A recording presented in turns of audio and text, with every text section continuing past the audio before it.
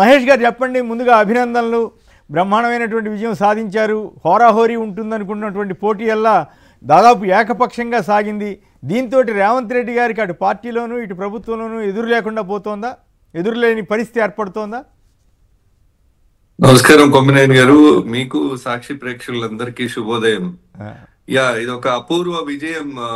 రేవంత్ రెడ్డి గారి నాయకత్వంలో ప్రజాపాలన ప్రభుత్వం తెలంగాణ రాష్ట్రంలో ఏర్పాటైన తర్వాత కంటోన్మెంట్ 2024 జూన్ లో కంటోన్మెంట్ ఉప ఎన్నిక మొదటి విజయం అయితే ఇది రెండవ అపూర్వమైన విజయం. బట్ ఇది ఒక ప్రత్యేకమైన విజయం, స్పెషల్ విక్టరీ కిందనే చెప్పాలి. ఎందుకంటే ఈ ఎన్నికలలో కాంగ్రెస్ పార్టీని ఓడిస్తే రాజకీయ ముఖ చిత్రాలు మారిపోతాయని, కేసీఆర్ మళ్ళీ ముఖ్యమంత్రి అవుతాడని ఎన్నో పగటికలలు కానీ ఎన్నో అబద్ధ ప్రచారాలు చేసి ఎన్నో అసంబద్ధ ప్రలాపనలకు దిగిన బీఆర్ఎస్ కు ఒక గట్టి చెంపపెట్టు లాంటి విజయం ప్రజలు మాకు అందించారు. జూబ్లీహిల్స్ ప్రజలకు ధన్యవాదాలు.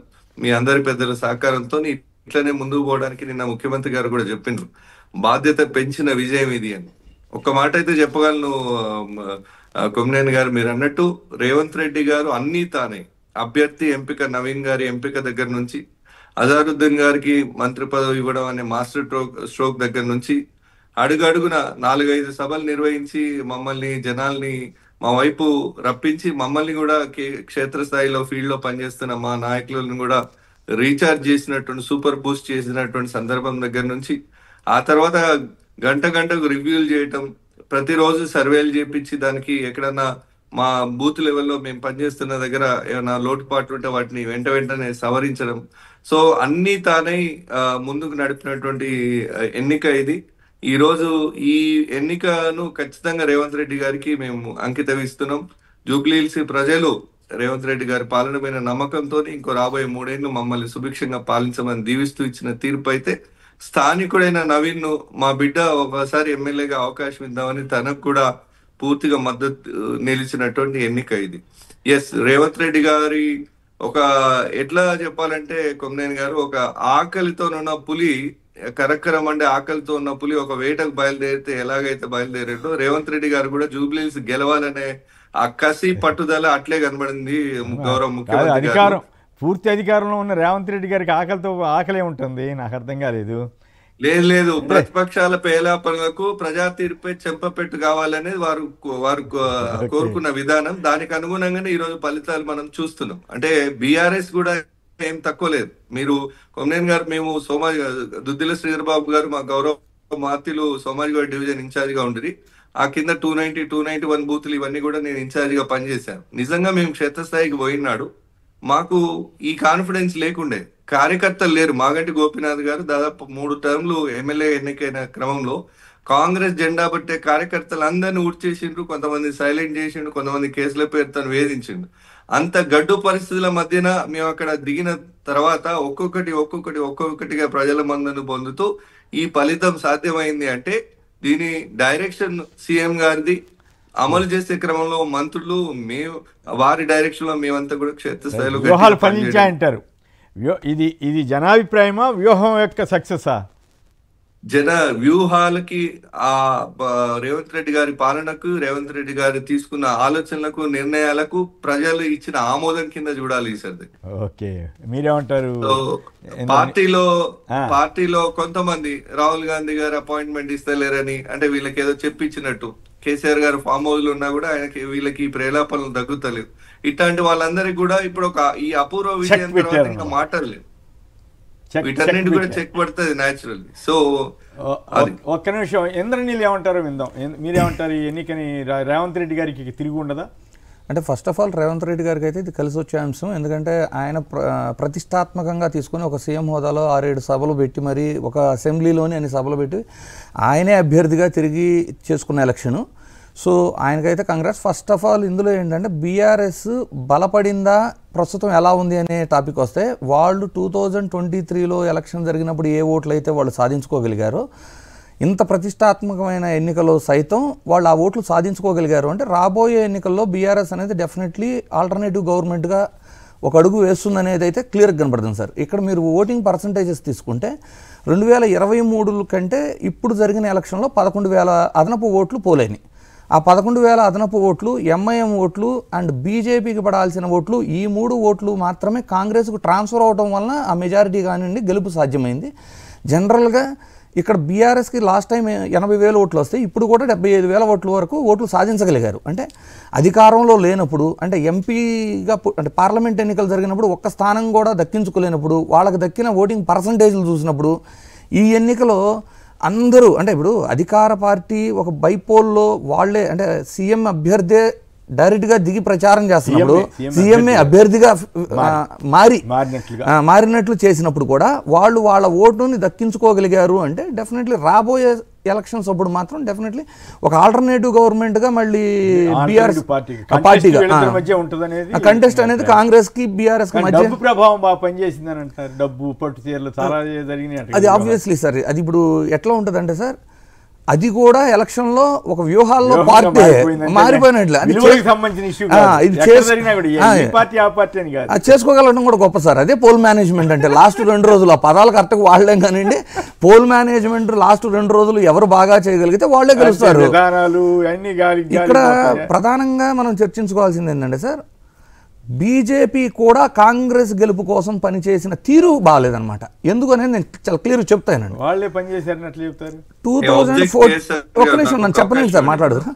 2014లో బైఫర్గేషన్ జరిగిన తర్వాత జూబ్లీ ఎలక్షన్ని గెలుచుకుంది టీడీపీ పార్టీ.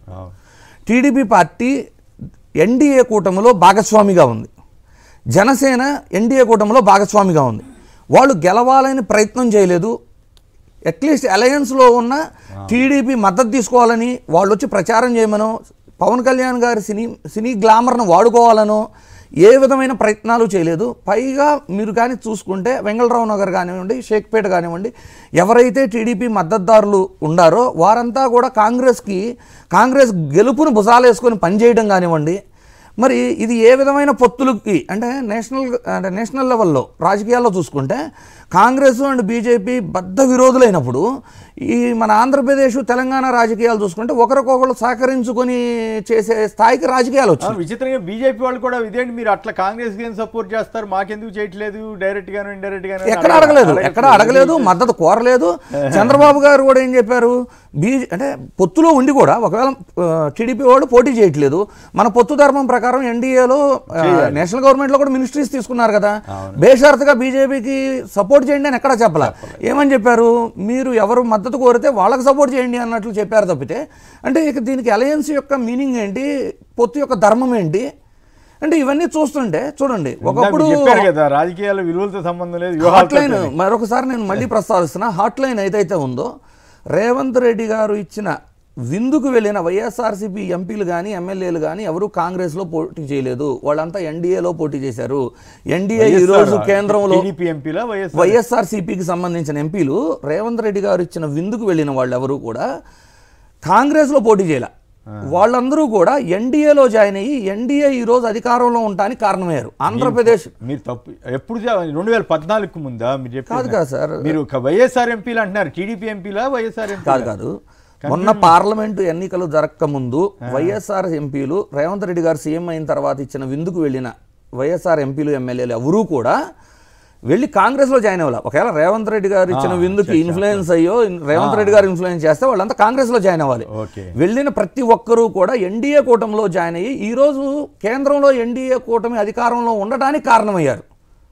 సో ఇవి ఏ రకమైన పొత్తులు అన్నా నేను జాతీయ రాజకీయాల్లోనేమో బీజేపీ కాంగ్రెస్ బద్ద విరోధంగా ఉన్నప్పుడు ఎవరు తెలుగుదేశం వాళ్ళ వేరే వైఎస్ఆర్సీపీ గత ఎంపీలు ఎవరు మీరు కన్ఫ్యూజన్ గా మాట్లాడుతున్నారు, అర్థం కావట్లేదు.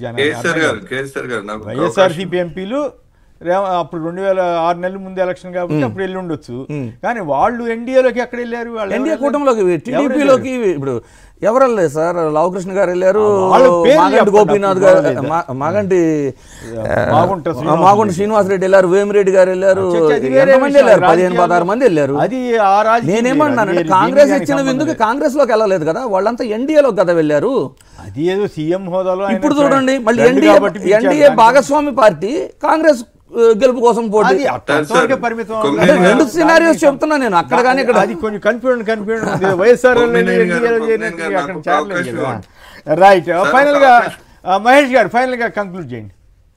నేను విశ్లేషకుడి గారి వక్ర భాష్యాన్ని ఖండిస్తున్నాయి. ఎందుకంటే ఒకటి బీఆర్ఎస్ దానికి ఏం పెద్ద ఫరక్ పడదు, ఆల్టర్నేటివ్ బీఆర్ఎస్ అంటే ఇప్పుడున్న సెంటిమెంట్ అనే అస్త్రం ఇంకా తర్వాత ఉండదండి.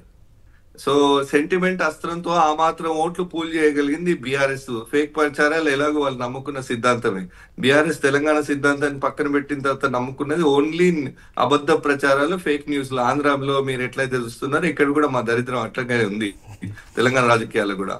అదితో పాటుగా సెంటిమెంట్లు అన్నిసార్లు ఉండవు కాబట్టి వాళ్ళు ఇంకొకసారి బీఆర్ఎస్ అనే దానికి నాయకత్వ సంక్షోభం ఉంది.